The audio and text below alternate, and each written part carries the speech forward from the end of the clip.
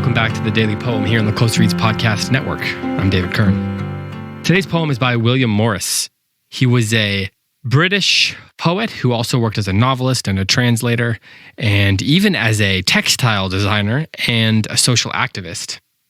There's a lot going on in William Morris's work and in his life. Harold Bloom referred to him as a gifted lyrical and narrative poet, one who is not read as widely as he ought to be. He compares favorably, Bloom suggested, to the likes of Tennyson. And Bloom remarks that he's a long narrative poem called Sigurd the Volsung, which is rarely read anymore, but which is worth it, according to Bloom. I myself have not read that, so that might be worth checking out if you've got the time and the interest.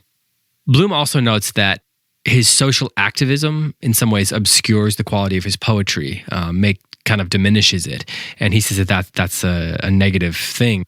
Bloom claims that he's actually way more gifted as a poet than his reputation maybe suggests. He was involved in the early socialist movement in England, and in some ways his poetry has therefore been forgotten. But some have said that his work was one of the precursors or the early influencers on what we think of as fantasy literature today. In particular, you see that apparently in that Sigurd the Volsung. And I think you also see that in the poem that I'm going to read today, which we'll get to right away now. It's called A Garden by the Sea, and this is how it goes. I know a little garden close, set thick with lily and red rose, where I would wander if I might from dewy dawn to dewy night, and have one with me wandering. And though within it no birds sing, and though no pillared house is there, and though the apple boughs are bare of fruit and blossom, would to God her feet upon the green grass trod, and I beheld them as before. There comes a murmur from the shore, and in the place two fair streams are, drawn from the purple hills afar, drawn down unto the restless sea. Dark hills whose heath bloom feeds no bee, dark shore no ship has ever seen, tormented by the billows green, whose murmur comes unceasingly unto the place for which I cry. For which I cry both day and night, for which I let slip all delight, whereby I grow both deaf and blind, careless to win, unskilled to find, and quick to loose what all men seek. Yet tottering as I am, and weak, still have I left a little breath to seek within the jaws of death an entrance to that happy place, to seek the unforgotten face once seen, once kissed, once reft from me amid the murmuring of the sea. If you listen to yesterday's reading of The Lady of Shalott, I think you'll certainly see some similarities in the way that he writes and even thematically with Tennyson. You can see the sort of ghostliness of it pretty clearly, I think, that there's that spirit, well, no pun intended, kind of hovering over the poem. In the Best Poems of the English Language anthology, Harold Bloom notes in his introduction to the works of William Morris that this particular poem is ideal for memorization.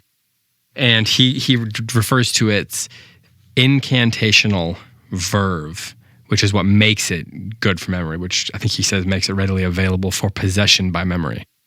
And that's such a great sentence for a poem that is about sort of a ghostly figure, right? Or at least the desire for a ghost to return, perhaps, or the longing for someone who is no longer there. The incantatory verve, which makes it readily available for possession by memory. There's a little bit of poetry there by Harold Bloom, but there's a poem that begins with sort of a traditional romantic suggestion. I know a little garden close, set thick with lily and red rose. The rose, of course, is a very romantic symbol. It's a key symbol of both medieval and romantic thought, particularly poetry.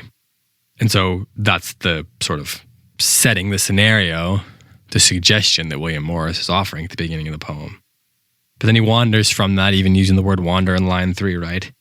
The romance is in the heartbreak. The romance is buried in heartbreak. When I read this poem, I think of the Garden of Eden. I think of Adam and Adam after the fall in the Garden of Eden. There's a garden of purity, the lily and the red rose, where he would wander if I might. The Bible talks about Adam and Eve walking and talking with God, where I would wander if I might from dewy dawn to dewy night, and have one with me wandering.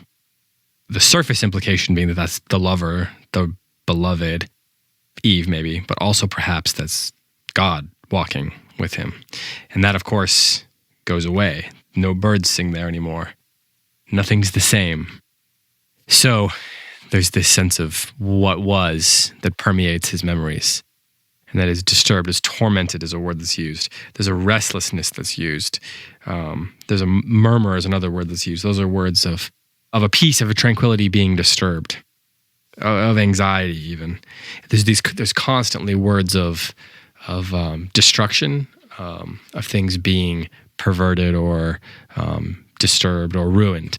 There's blindness and deafness and torment, and these are all the anxiety. All these things come together, and it's this sense of there once was a tranquility that has been turned on its head, has been destroyed, eliminated. Yet in the midst of that, Adam is pursuing the face that he once saw in the jaws of death. In the midst of everything that has been ruined, he's seeking after that purity again, or at least the face of the one that he knew there. And so in some ways, it's a very sad poem, but Morris seems to drop in a little hint of hope. And I'll let you decide for yourself whether this is a poem that is actually hopeful. But here it is one more time. William Morris's A Garden by the Sea. I know a little garden close, set thick with lily and red rose, where I would wander if I might from dewy dawn to dewy night, and have one with me wandering. And though within it no birds sing, and though no pillared house is there, and though the apple boughs are bare of fruit and blossom, would to God her feet upon the green grass trod, and I beheld them as before. There comes a murmur from the shore, and in the place two fair streams are, drawn from the purple hills afar, drawn down unto the restless sea. Dark hills whose heath bloom feeds no bee, dark shore no ship has ever seen, tormented by the billows green, whose murmur comes unceasingly unto the place for which I cry. For which I cry both day and night, for which I let slip all delight, whereby I grow both deaf and blind, careless to win, unskilled to find, and quick to loose what all men seek. Yet tottering as I am and weak, still have I left a little breath to seek within the jaws of death, an entrance to that happy place, to seek the unforgotten face, once seen, once kissed, once reft from me, anigh the murmuring of the sea. This has been The Daily Poem. Thanks for listening. Be back tomorrow with another one.